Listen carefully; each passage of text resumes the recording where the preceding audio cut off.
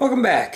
This is David B69, and I am back to talk more about the PlayStation Vita. Found it very interesting. We were trying to figure out what things can be transferred and not transferred. I was listening to Greg Miller, and he was discussing how it seems like since all the games are not available on the PSP store or marketplace, that if you have them transferred to your PSP and to your PS3, you should be able to transfer all of these games back to the Vita. I found that it's not the case. I was able to transfer, let's see, I was able to transfer to Metal Gear Solid, which he proved on his little on YouTube and everything on the description.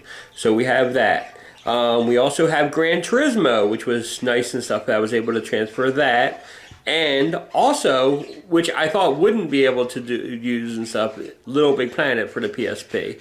So I'm happy about that as well. And I was able to get the Lego Batman that I had and Loco Roco 2.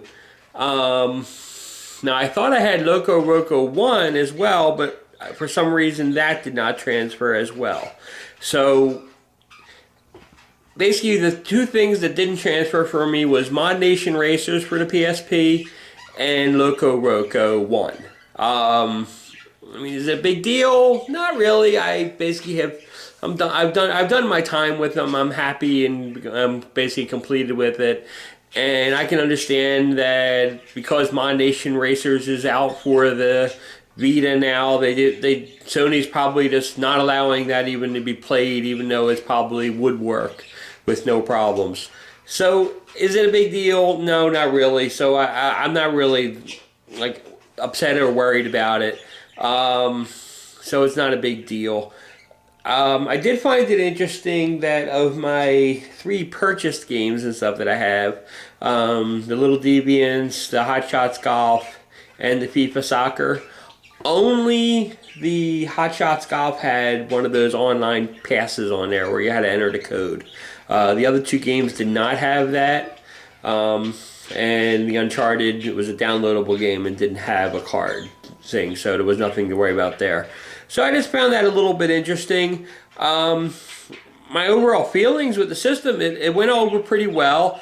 I basically listened to a clerk from a person that bought the Vita earlier, and he basically had the same problems, even though he bought it at midnight release last night. He had the issue that they were having in Japan, where as soon as you're booting up and it says, say yes if you already have a PlayStation Network account, say no, just go through the entire ordeal because it has to do the system update. Once you get the system update, then you can go back into the store, add your PlayStation Network account, and it all works fine there. But whatever you do, do not say yes at the beginning, because you need to do the system update to get the 1.6 in there before you go any further. It's been a bugaboo in Japan, and it has the same issues here. So you want to be aware of that. I didn't have any other issues. Setting up AT&T went smooth. It's kind of annoying. You have to wait 30 days to get your the free game from them, but that's kind of, I mean, it's kind of slimy AT&T. You kind of can expect that. It's a corporation just saying, hey, we want to keep you as a customer for 30 days and without dropping, which isn't really a big deal. So whatever. I want the game. I want it for free, and I want to try out the 3G. So it kind of works for me. Like I said, the system works fine. I did all the welcome center stuff. It's like they have that welcome park is what they call it. Works fine, not a big deal. I mean, it's like the store works fine. My trophies works fine. I checked the Near, and the Near actually had somebody somewhat close by. So I was kind of shocked on that. I transferred all my music over in combination of transferring my PSP saves, my PSP games, and all my music. Probably took me an hour and a half to transfer everything. Now I still have like 16 gig free of the 32 gig card. So all in all, it's not too bad. I mean, if I only had a 16 gig card, yeah, I would have some huge problems because I'd be running out of spaces already. But since I have the 32 gig card, that's plenty. We have plenty of room to work with, and we're in good shape for all the future games and stuff that I want to play and download and stuff.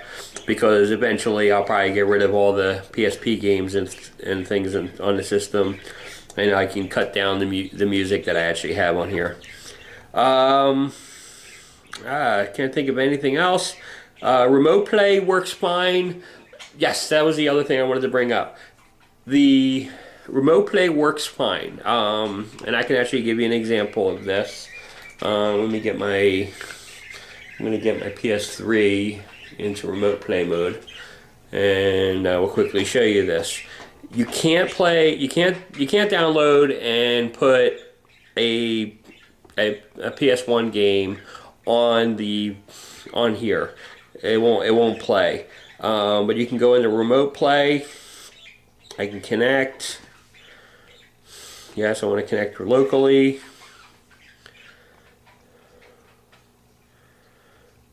And there is my PS3 system, and I have to use the actual controllers here. Let's see here. So sorry, this is not entertaining, but if I go to my PS1 games,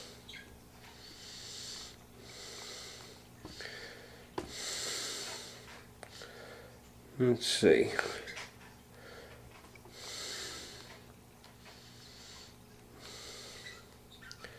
I'm trying to figure out which PS1 game I want to load up here. I got plenty of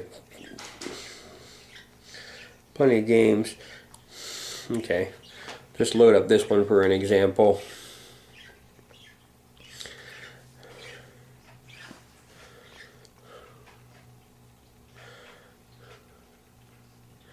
Now the interesting thing, it will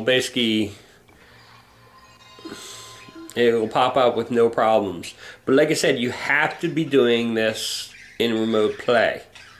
And it doesn't work any other way. I haven't actually played a game, but like I said, you can do this. Let's see. I don't know if you can change the options on here.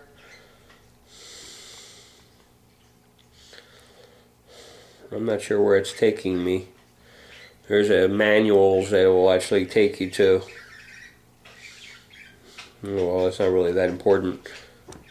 It's just a manual discussing on what I was doing. Close that. I can just continue back into the game.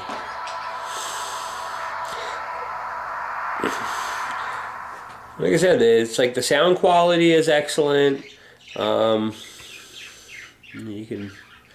visuals of it are good. It's like if you see anything, you only see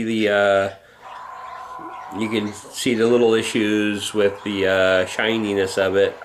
But I haven't had really any problems with it when I'm actually playing it right at my face. I put the covering on it to protect the front and back screen, so the screen protector's on there. I notice it. I'm trying to get rid of some of the bubbles on it still, but eventually that shouldn't be an issue. But like I said, everything runs smooth. The games run fine. I just barely started playing, so I've only had the system for a couple hours, so we'll see. Like I said, as you can see, the game works fine. I think I'm going to drop my connection here in a second for the remote play. I'm just trying to show you the load. There you go. This is the Wing Commander 4. Like I said, you could play just about everything. So you could play the PS1 game. Actually, what's the? These are all the windows. If you hit the PSP button again, it will actually just send you back there. You can hit go in here, and it will continue. Now, not really sure what happens to be able to get out of there.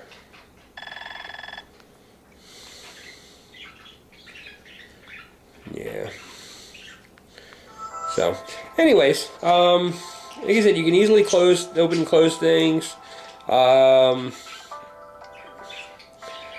It's pretty simple to play all these games. The menu system is rather intuitive and nice to see.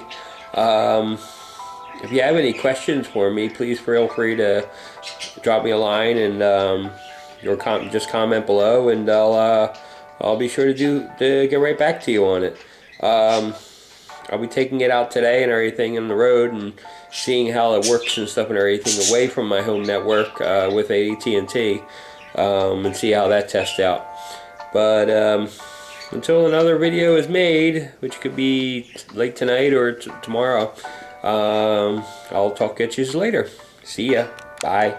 And please rate. And that's it.